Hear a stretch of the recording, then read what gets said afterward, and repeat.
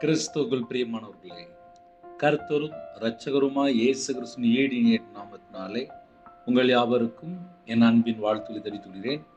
தேவன் அருளிய அப்பம் பிரேயர் மினிஸ்ட்ரி சேனல் மூலியமாக உங்களோடு சந்திப்பதில் மிகுந்த மகிழ்ச்சி அடைகிறேன். தினம்தோறும் இரவு நேரத்திலே பரிசுத்த வேதாந்திலிருந்து நாம் ஒரு பகுதியை தியானித்து நம்முடைய குடும்ப பாதுகாப்பிற்காக நாம் ஜெபிக்கிறோம். நீதிமொழிகள் 10ஆம் அதிகாரம் 19ஆம் வசனத்திலே, சொற்களின் மிகுதியில் பாவம் இல்லாமற் போகாது, தன் உதடுகளை அடக்கிறவனோ புத்திமான். ஹல்லேலூயா. கிறிஸ்துவுக்குள் பிரியமானவர்களே, சொற்களின் மிகுதியில் பாவம் இல்லாமற் போகாது, தன் உதடுகளை அடக்கிறவனோ புத்திமான். நிறைய குடும்பம் இன்று கஷ்டப்படுவதற்கு காரணம் என்ன? நிறைய குடும்பத்திலே கடன், நிறைய குடும்பத்திலே பிரிவினை, நிறைய குடும்பத்திலே பக்கத்து வீட்டில் சண்டை, நிறைய குடும்பத்துக்குள்ளே நிம்மதி இல்லாத ஒரு வாழ்க்கை. இது எல்லாத்துக்கும் என்ன காரணம் அப்படின்னு சொல்லி பார்க்கும்போது, சொற்களின் மிகுதியில் பாவம் இல்லாமற் போகாது, தன் உதடுகளை அடக்கிறவனோ புத்திமான். தன் உதடை அடக்காமல் வாய விரிவா திறக்கும் போது, வசனம் தெளிவா எழுதப்பட்டிருக்கு. நீதிமொழிகள் 13ஆம் அதிகாரம் 3ஆம் வசனத்திலே, தன் உதடுகளை விரிவாய் திறக்கிறவனோ கலக்கம் அடைவான். தன் உதடுகளை விரிவாய் திறக்கிறவனோ கலக்கம் அடைவான். ஒரு குடும்பத்தில் கலக்கம் ஏன் வருகிறது? குழப்பம் ஏன் வருகிறது? பிரச்சனை ஏன் வருகிறது? குடும்பத்துக்குள்ள பிரிவினை ஏன் வருகிறது? தகராறு ஏன் வருகிறது? சண்டை ஏன் வருகிறது? வீட்டுக்குள்ள பெரிய பிரச்சனையே நடக்கும். கோர்ட்டு கேஸ் சொல்லி, சொத்து பிரச்சனை, அந்த பிரச்சனை சொல்லி, ஏகப்பட்ட இடத்துல பல காரியங்கள் நம்ம சொல்ல முடியும். தன் உதடுகளை விரிவாய் திறக்கிறவனோ கலக்கம் அடைவான், குழப்பம் அடைவான். ஒரு மனுஷனுடைய வாழ்க்கையிலே வறுமை ஏன் வருகிறது? நீதிமொழிகள் 14ஆம் அதிகாரம் 23ஆம் வசனம், உதடுகளின் பேச்சோ வறுமை மாத்திரம் தரும். உதடுகளின் பேச்சோ வறுமை மாத்திரமே தரும். நிறைய குடும்பத்துக்குள்ளே வறுமை மட்டும்தான் இருக்கு. தன் உதடுகளின் பேச்சோ வறுமை மாத்திரமே தரும். தன் உதடுகளின் வாயை விரிவா திறக்கும் போது கலக்கம். உதடுகளின் பேச்சோ வறுமை. நீதிமொழிகள் 18ஆம் அதிகாரம் 7ஆம் வசனத்திலே, மூடனுடைய வாய் அவனுக்கு கேடு, அவன் உதடுகள் அவன் ஆத்துமாவுக்கு கண்ணி. மறுபடியும் வாசிக்கேன். மூடனுடைய வாய் அவனுக்கு கேடு, அவன் உதடுகள் அவன் ஆத்துமாவுக்கு கண்ணி. ஒரு சின்ன கதை மாதிரி சொல்றேனே, அது நிறைய குடும்பத்துக்கு பிரயோஜனமா இருக்கும். நான் வியாபாரத்துல உள்ள ஒரு நபர். ஊழியத்துக்கு வர்றதுக்கு முன்பாக தேவன் எப்படி ஊழியத்துக்கு வந்ததுக்கு அப்புறம் ஊழியத்துல அபிஷேகம் பண்ணி வைத்தாரோ, வியாபாரத்துல இருக்கும்போது கையின் கிரையில ஆசீர்வதித்தார். சின்ன வயசுல இருந்து நான் வேலை பார்த்தேன். கர்த்தருடைய கிருபையினாலே வியாபாரத்துல நல்ல ஒரு ஆசீர்வாதம் இருந்துச்சு. ஆனாலும் அந்த வியாபாரம் ஏன் சாபமா மாறிச்சு? இந்த வியாபாரத்துல ஏன் நஷ்டம் வந்துச்சு? அந்த வியாபாரத்தை விட்டு ஏன் நான் வெளியில வந்தேன்? லட்சக்கணக்கா ஏன் கடன் வந்துச்சு? அதுக்கு பின்னாடி மறைந்திருக்கிற காரியங்கள் என்ன அப்படின்னு சொல்லி என்னுடைய வாழ்க்கையிலே, தனிப்பட்ட வாழ்க்கையிலே ஊழியத்துக்குள்ள வந்ததுக்கு அப்புறம் கையில பைபிள் எடுத்து வாசிக்கும் போது அது எல்லாவற்றுக்கும் ஆன்சர் இருக்கு. வியாபாரம் பார்க்கும்போது எந்தெந்த நபர்கிட்ட நம்ம வீணா பேசுறோமோ, தேவையில்லாம பேசுறோமோ அது எல்லாம் முதல்ல வறுமை. மூடனுடைய வாய் அவனுக்கு கேடு. அறிவில்லாமல் பேசினால் கேடு. கேடுனா ஆபத்து வரும். அவன் உதடுகள் அவன் ஆத்துமாவுக்கு கண்ணி. தேவையில்லாத வார்த்தைகள் பேசும்போது ஒரு பக்கம் பார்த்தா கலக்கம், இன்னொரு பக்கம் பார்த்தா வறுமை, இன்னொரு பக்கம் பார்த்தா ஆத்துமாவுக்கு கண்ணி. ஒரு 3 பாயிண்ட் மட்டும்தான் நான் சொல்ல போறேன். நிறைய குடும்பத்திலே வறுமை, நிறைய குடும்பத்திலே கலக்கம், நிறைய குடும்பத்திலே ஆத்துமாவிலே கண்ணி. இந்த 3மே நிறைய வீட்டில் இன்னைக்கு தேதியில கூட நிறைய வீட்டில் இருக்கு. இதுக்கு பின்னாடி என்னென்ன காரணம் அப்படின்னா, சொற்களின் மிகுதியில் பாவம் இல்லாமற் போகாது. தன் உதடுகளை அடக்கிறவன் புத்திமான். இஷ்டம் போல பேசும்போது முதல்ல பாவத்துல போய் சிக்கி கொள்றாங்க. பாவத்துக்குள்ள போய் சிக்கி கொள்ளும் போது தேவனை விட்டு தள்ளி போயிடுறாங்க. தேவனுடைய பிரசன்னம் விலகிரும். தேவனுடைய பிரசன்னம் விலகும் போது அந்த குடும்பம் ஆசீர்வாதமா இருக்காது. நல்ல இஷ்டம் போல பக்கத்து வீட்டில் உட்காந்து ஒரு 3 மணி நேரம் 4 மணி நேரம் நல்ல ஜாலியா உட்காந்து கதை பேசிட்டு இருப்பாங்க. அதுல எத்தனை வீணான வார்த்தை. அப்புறம் சொந்தக்காரங்கிட்ட உட்காந்து பல மணி நேரம் உட்காந்து பேசிட்டு இருப்பாங்க. அதுல எத்தனை வீணான வார்த்தை. வேலைக்கு போற இடத்துல அங்க அதிகமா உட்காந்து பேசிட்டு இருப்பாங்க. அதுல எத்தனை வீணான வார்த்தை. வியாபாரத்துல இருக்கிறவங்க அங்க அதிகமா உட்காந்து கதை பேசிட்டு இருப்பாங்க. அதுல எத்தனை வீணான வார்த்தை. விவசாயம் பார்க்குற இடத்துலையுமே அங்கேயே உட்காந்து கதை தான் பேசிட்டு இருப்பாங்க. அதுல எத்தனை வீணான வார்த்தை. புதிய ஏற்பாட்டில் நம்ம பார்க்கும்போது மனுஷன் பேசும் வீணான வார்த்தைகள் யாவையும் குறித்து நியாயத்திற்கு நாள்ல கணக்கு கொடுக்கணுமா. டியூட்டி இங்கேயோட முடியல. ரவிராஜ் இருக்க அப்படின்னா இந்த பூமியில 24 மணி நேரம் நான் என்னெல்லாம் பேசினேன், இதெல்லாம் நியாயத்திற்கு நாள்ல போய் நான் கணக்கு கொடுக்கணும். அதுக்கப்புறம் தான் உள்ள போக முடியும். அதனால ஈஸியா நம்ம பரலோகத்துக்குள்ள போயிடலாம் அப்படின்னா போக முடியாது.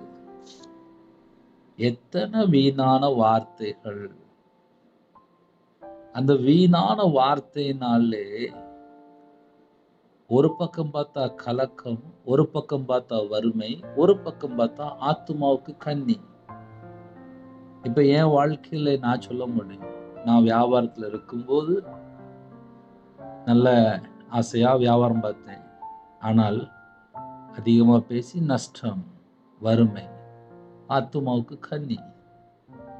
மாந்திரிகம் வியாபாரத்துல இருக்கும்போது விக்கிரத்துக்கு பணம் கொடுத்து, மாந்திரித்துக்கு பணம் கொடுத்து, மனுஷனுடைய வார்த்தைக்கு செவி கொடுத்து, அது என்னுடைய வாழ்க்கையில் லாஸ்ட் வறுமை மாத்திரமே வந்துச்சு. மனுஷனுடைய சத்தத்துக்கு எங்கெல்லாம் நம்ம செவி கொடுக்கிறோமோ, மனுஷனுடைய வார்த்தை பலவீனப்படுத்தும். மனுஷனுடைய வார்த்தைக்குள்ளே நிறைய தந்திரங்கள், நிறைய மாயான வார்த்தைகள், சிலருடைய வார்த்தைகள் கேடான வார்த்தைகள், இச்சையான வார்த்தைகள், சண்டை போடுற மாதிரி உள்ள காரியங்கள். இதெல்லாம் எங்கேருந்து ஆரம்பிக்கும் அப்படின்னா வாயில இருந்து தான் ஆரம்பிக்கும். புதிய ஏற்பாட்டுல இயேசு சொல்லும் போது அழகா சொல்றாரு, இதயத்துக்குள்ள இருந்து பொல்லாத சிந்தனை, இதயத்துக்குள்ள இருந்து மதிகேடு புறப்பட்டு வரும் அப்படின்ட்டு. இது எல்லாம் எங்க இருந்து கிளம்புது அப்படின்னா இதயத்துக்குள்ள இருந்து கிளம்புது. அப்போ ஒரு குடும்பம் ஆசீர்வாதமா இருக்கணும் அப்படின்னா நம்ம கரெக்டா இருந்தால் நம்ம குடும்பம் ஆசீர்வதிக்கப்படும். ஆனா நான் ஞாயிற்றுக்கிழமை சர்ச்சுக்கு போயிட்டு வந்துட்டேன். ஞாயிற்றுக்கிழமை சர்ச்சுக்கு போயிட்டு வந்தாச்சு. பக்கத்து வீட்டுல இல்ல வீட்டு வாசல்ல இல்ல சர்ச்சு வாசல்ல எத்தனை குடும்பத்துல எவ்வளவு நேரம் உட்காந்து கதை பேசுறாங்க. அதுக்கு அழகா முழங்கால் போட்டு ஜெபம் பண்ணிருக்கலாம், கையில பைபிள் எடுத்து வாசித்திருக்கலாம், ஸ்தோத்திர பலி செலுத்திருக்கலாம், அன்பு கூறலாம். ஆனால் வீண் வார்த்தை இருக்கக்கூடாது. பரிசுத்தமா வாழணும் அப்படின்னா சில காரியங்களை விட்டு வழி விலகி நம்மை நாம் பாதுகாத்துக் கொள்ள வேண்டும். சொற்களின் மிகுதியால் பாவம் இல்லாமற் போகாது. தன் உதடுகளை அடக்கிறவனும் புத்திமான். ஒரு புத்திமான் லிஸ்டுக்குள்ள போகணும் அப்படின்னா வீண் வார்த்தை எங்கெல்லாம் இருக்கோ அவங்கெல்லாம் புத்திமானா இருக்க ரொம்ப ஒரு கேள்விதான். ஏன்னா என்னுடைய வாழ்க்கையிலே நான் கையில பைபிள் எடுத்து வாசிக்காமல் பல வருஷம் வாழ்ந்துட்டேன். வியாபாரத்துல இருக்கும்போது வியாபாரம் பார்க்கணும், அது மட்டும்தான் மைண்ட்ல இருந்துச்சு. ஆனா கையில பைபிள் எடுத்து வாசித்ததுக்கு அப்புறம் தான் தெரிஞ்சது, ஆவிக்குரிய வாழ்க்கை ஒவ்வொரு ஸ்டெப்புமே நம்ம எப்படி இருக்கிறோம் அதை வச்சுதான் ஆவிக்குரிய வாழ்க்கை. வெளிநாட்டுல இருந்து சில குடும்பத்திலே தனிமையில வாழ்ந்துட்டு இருப்பாங்க. அவங்க என்ன பண்ணுவாங்க அப்படின்னா கையில போன் தான் இருக்கும். அந்த போன்ல பல மணி நேரம் இருப்பாங்க. ஃபேமிலிகிட்ட பேசிட்டு இருப்பாங்க. ஆன்லைன்ல போய் வீடியோ கேட்பாங்க, செய்தி கேட்பாங்க, ஜெபம் கேட்பாங்க. ஆனால் தனிமையிலே தேவனோடு எவ்வளவு நேரம் காத்திருக்கிறோம். தேவனுடைய பிரசன்னம் இறங்கி வரும்போது நம்மளுடைய வாழ்க்கையிலே கர்த்தரை விட்டு தள்ளி போன காரியங்கள் எல்லாமே ஆவியானவர் வெளிப்படுத்துவார். தேவனுடைய சமூகத்திலே நம்ம வந்தாச்சு அப்படின்னா நம்ம குடும்பம் ஆசீர்வாதமா மாறிடும். தேவனுடைய சமூகத்துக்குள்ள வரணும் அப்படின்னா வேண்டாத காரியத்தெல்லாம் வெறுக்கணும். சொற்களின் மிகுதியால் பாவம் இல்லாமற் போக.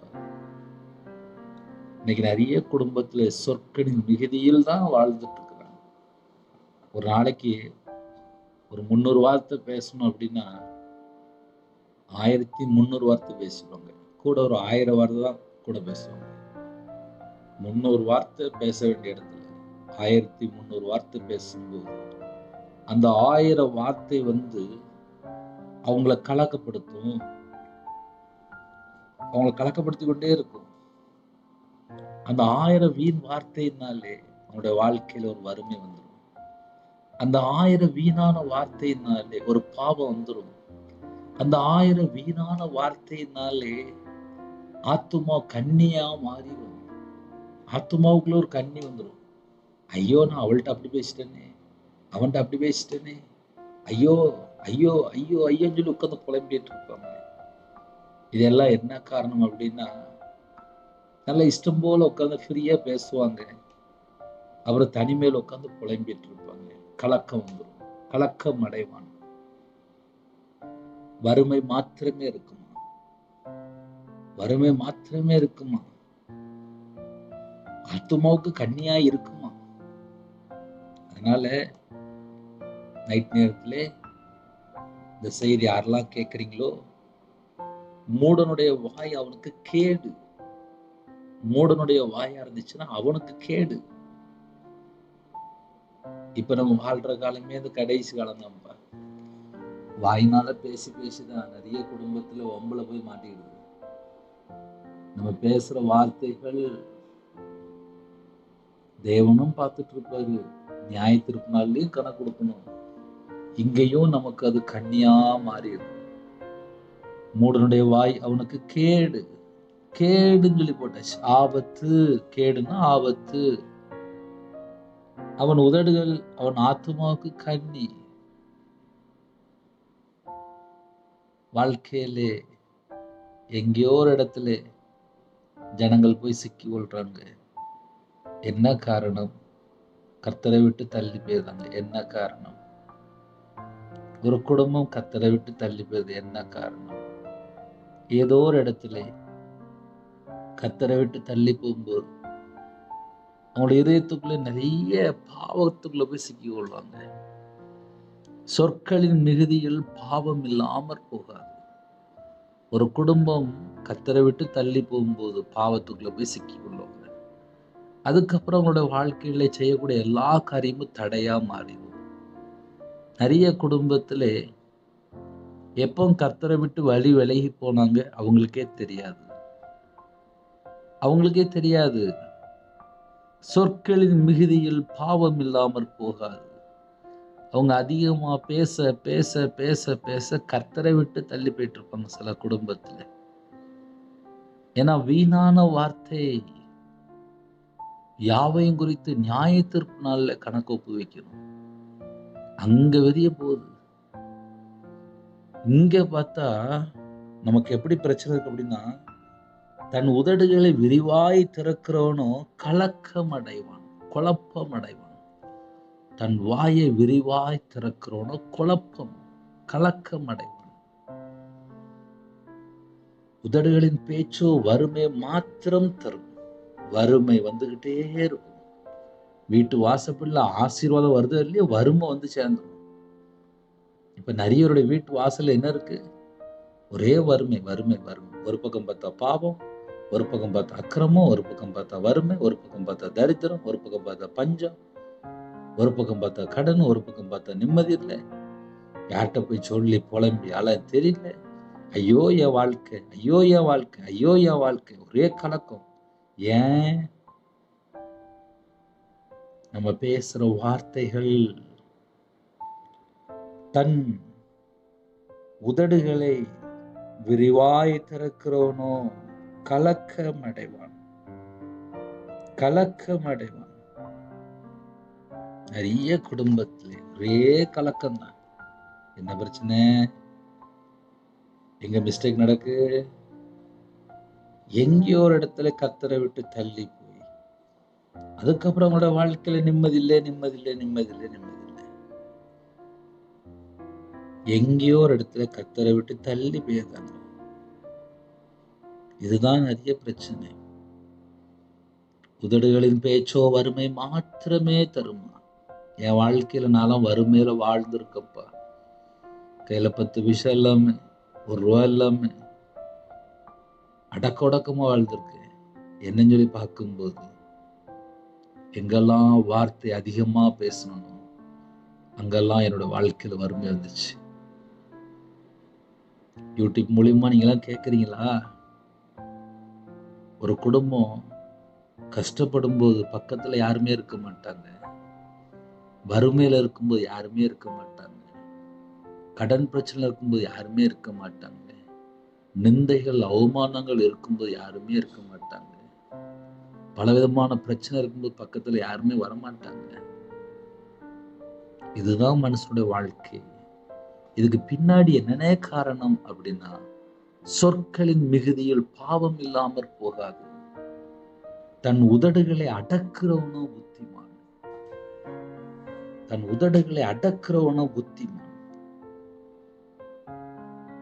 நீதிமொழிகள் 17ஆம் அதிகாரம் 27ஆம் வசனத்திலே அறிவாளி தன் வார்த்தைகளை அடக்குறான் என்று எழுதப்பட்டிருக்கு. அறிவாளி என்று எழுதப்பட்டிருக்கு. ஒரு மனுஷனை எப்படிப்பா கண்டுபிடிக்கலாம் அப்படின்னா, அறிவாளியா இருந்தான்னா தன் வார்த்தைகளை அடக்குறான்.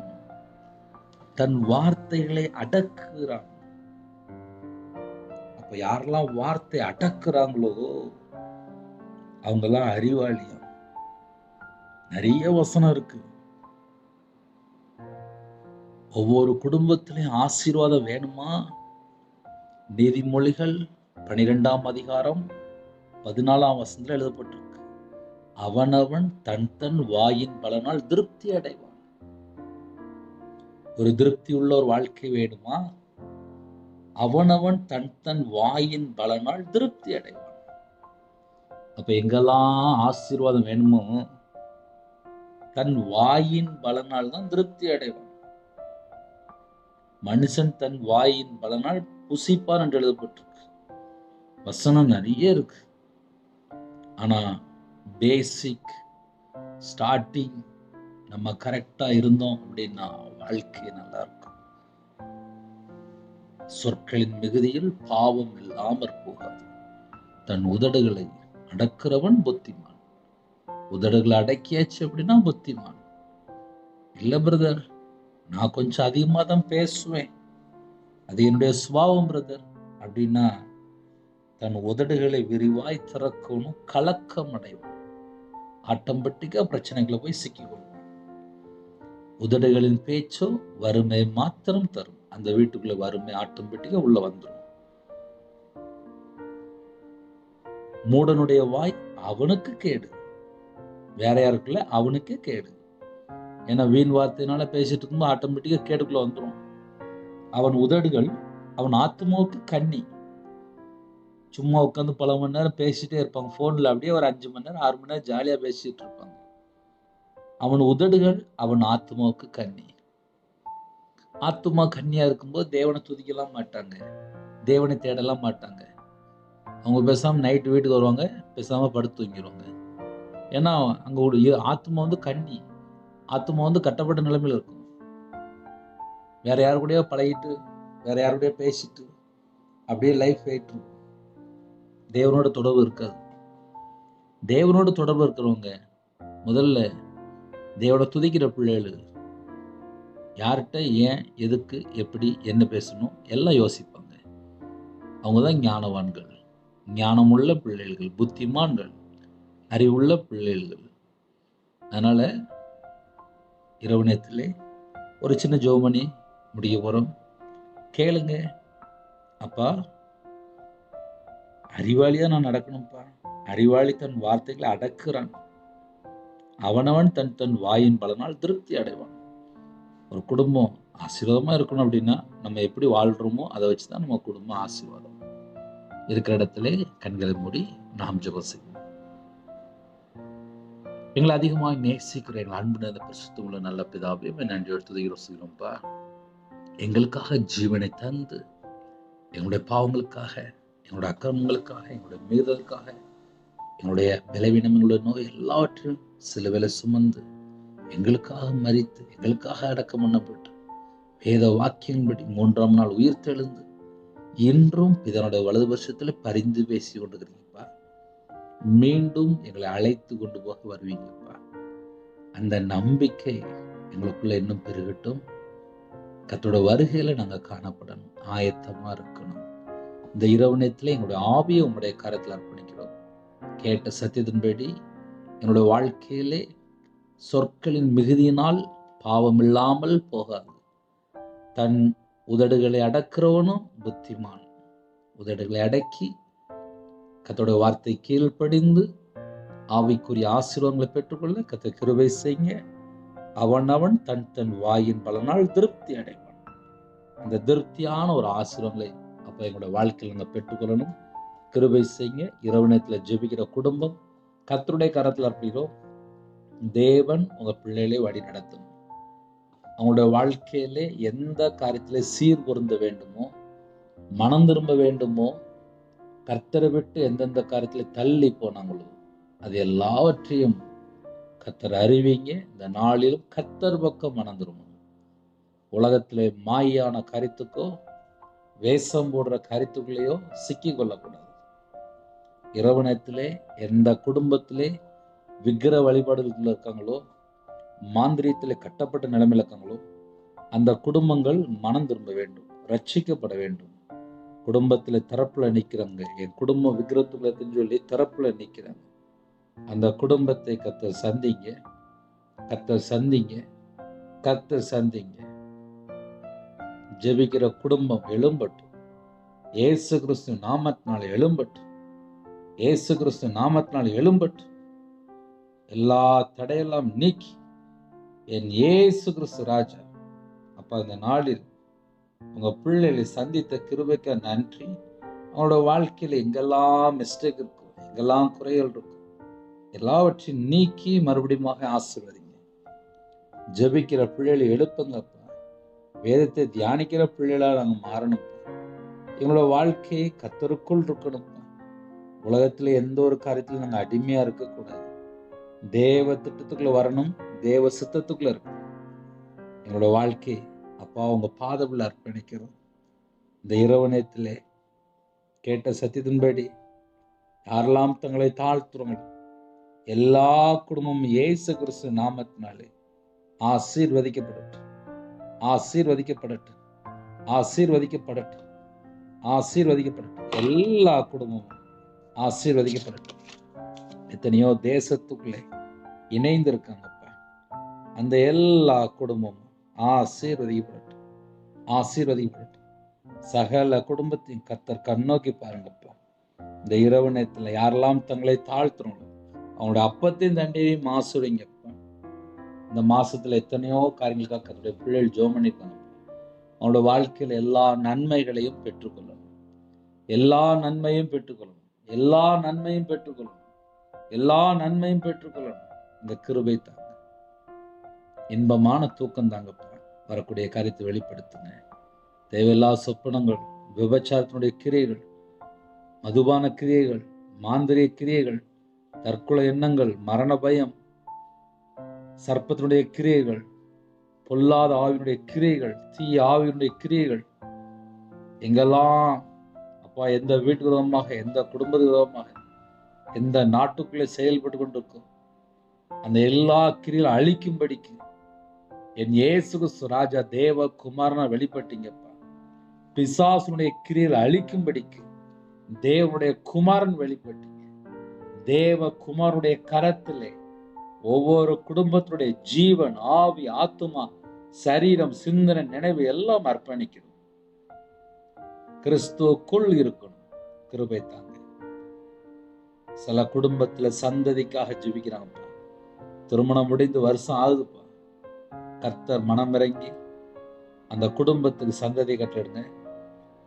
மாசமா இருக்காங்க, கர்த்தருடைய கரம் பிள்ளைகளோட கொடுக்கட்டும். தாயும் பிள்ளையுமா ஆசிரியங்க.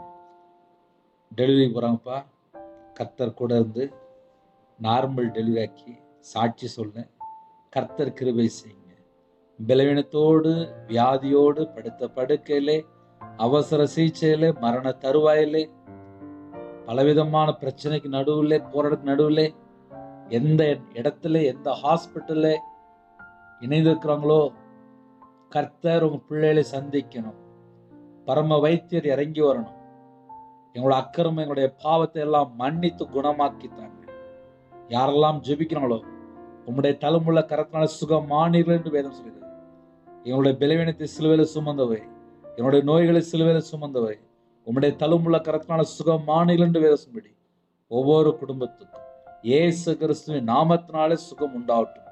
இயேசு கிறிஸ்துவின் நாமத்தினாலே ஆரோக்கியம் உண்டாகட்டும். இயேசு கிறிஸ்து நாமத்தினாலே பூரண பலன் உண்டாகட்டும், பூரண ஆரோக்கியம் உண்டாகட்டும். கர்த்தர் கூட இருங்க. நைட் ஷிப்ட்ல இருக்கிறாங்க, டிரைவிங் லைன்ல இருக்காங்க, வாலிப பிள்ளைகள், வாலிப பையங்க நைட் நேரத்துல வேலை பார்த்துட்டு இருக்கிறாங்க, இரவும் போலுமா வேலை பார்க்குறாங்க, சாஃப்ட்வேர் லைன்ல இருக்கிறாங்க. சில குடும்பத்துல டாக்டர், நர்ஸ், ஆப்ரேஷன் தியேட்டர்ல இருக்கிறாங்க, டிரைவிங் லைன்ல பஸ்ல போயிட்டு இருக்காங்க, கார்ல போயிட்டு இருக்காங்க, ட்ரெயின்ல போயிட்டு இருக்காங்க, பெட்ரோல் பல்க் வேலை பார்க்காங்க, வியாபாரத்துல இருக்காங்க, நைட் நேரத்துல நைட் ஷிப்ட்ல இருக்கிறாங்க, போலீஸ் ஆஃபீஸர் ஜெபிக்கிறாங்க, டாக்டர், இன்னுமாக விசேஷமாக வாட்ச்மேன், செக்யூரிட்டி ஆஃபீஸர், எல்லா குடும்பத்தையும் ஆர்மியில ஜெபிக்கிறாங்க. வேற வேற நாட்டுக்குள்ளே நைட் நேரத்துல அப்பா நைட் ஷிப்ட்ல இருக்கிறாங்க. எல்லாரையுமே கர்த்தருடைய கரத்துல அர்ப்பணிக்கிறோம்ப்பா. நீங்க உங்க பிள்ளைகளோட கூட இருக்கணும்ப்பா. உம்முடைய பிரசன்னம் இறங்கி வரட்டும்ப்பா. உம்முடைய மகிமை இறங்கி வரட்டும்ப்பா. உம்முடைய கரத்துக்குள்ள ஒவ்வொரு குடும்பத்தையும் அர்ப்பணிக்கணும். உம்முடைய கிருபையினால மூடுங்க எல்லா குடும்பத்தையும். கர்த்தர் கூட இருந்து ஆசிரியங்க. யாரெல்லாம் தாழ்த்துறாங்களோ அவங்க இதயத்துக்குள்ளே என்னென்ன பாரம் இருக்கோ அந்த பாரத்தை நீக்கி போட்டுருங்கப்பா. பாரத்தை நீக்கி போட்டுருங்க. கர்த்தரை விட்டு தள்ளி போற காரியம் என்னெல்லாம் இருக்கும் எல்லாவற்றையும் நீக்கி போட்டுருங்க. ஜெபிக்கிற குடும்பம் ஆசீர்வதிப்பட்டு, கர்த்தரை விட்டு எந்த காரியத்துல தள்ளி போனாங்களோ அந்த எல்லா காரியத்தை நீக்கி ஆசீர்வதிங்க. எல்லா குடும்பமும் இயேசு கிறிஸ்து நாமத்தினால ஆசீர்வதிப்பட்டு, பலகணிகளை திறந்து பண்டகங்களை திறந்து ஆசீர்வதிங்க. சிறு பிள்ளை முதல் கொண்டு முதியோர் வரை எல்லாரும் ஆசீர்வதிப்பட்டு, நைட் நேரத்திலே பிரிவினை, குடும்பத்துக்குள்ளே சமாதானம் இல்லை, சில குடும்பத்துக்குள்ளே பல பாவ அடிமை, இந்த நாளில் உங்க பிள்ளைகளை கத்த சந்தித்து மீட்டெடுங்க. அந்த குடும்பம் ரட்சிக்கப்படட்டும். வாலிப பிள்ளைகள் ரட்சிக்கப்படட்டும். குடும்பமா ரட்சிக்கப்படட்டும். தேவன் அருளி அப்பம் யூடியூப் சேனல்ல உங்களுடைய கரத்துல இருக்கணும். அப்ரோஜனமான ஊழியக்காரம்பா. இணைந்திருக்கிற குடும்பங்கள் கர்த்தருடைய கரத்துல இருக்கணும். கர்த்தரே கூட இருந்து வழி நடத்துங்க. அதிகாலையில் உங்களுடைய பாதங்களை கண் விழிக்கிறது கிருபை செய்யுங்க. எங்க வீட்டுக்குள்ள நீங்க இருந்தா மட்டும்தான்ப்பா சமாதானம், சந்தோஷம், விடுதலை, ஆசீர்வாதம். எங்க வீட்டுக்குள்ள வாங்கப்பா. எங்க இதயத்துக்குள்ள வாங்கப்பா. எங்க வீடு முழுதும் இயேசு கிறிஸ்து ராஜனுடைய ஜீவ ஒளி பிரகாசிக்கணும்ப்பா. யாரெல்லாம் தாழ்த்துறோம் அந்த குடும்பம் முழுதும் ஆசீர்வாதமா மாறட்டும். வெளிச்சத்தின் பிள்ளையா மாறட்டும்.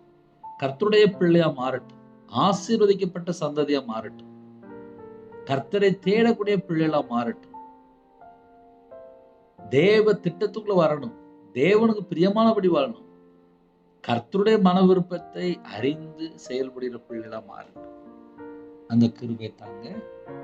இந்த நாளுக்கு ஸ்தோத்திரம், எல்லாவற்றையும் ஸ்தோத்திரம். கர்த்தருடைய கரத்துகளை அர்ப்பணிக்கணும்.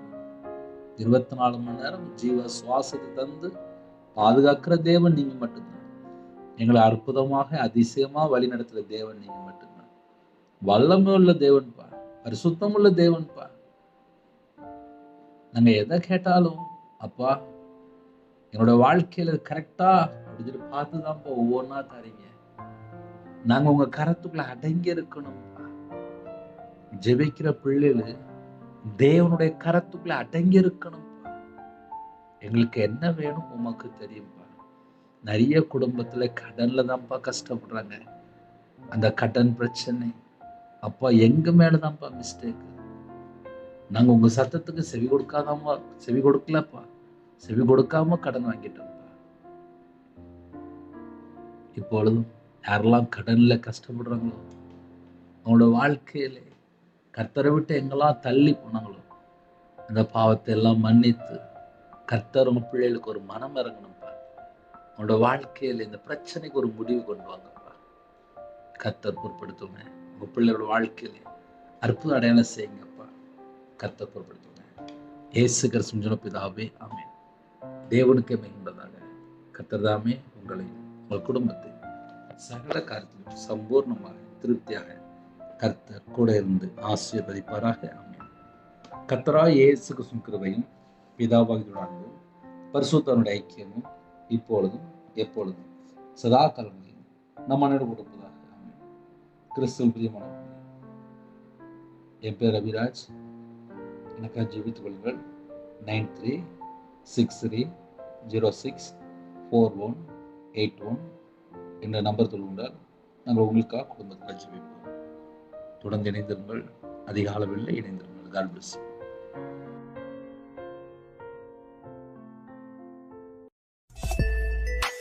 Thanks for watching. Please subscribe our channel. Click the like and share. Click the bell. God bless you.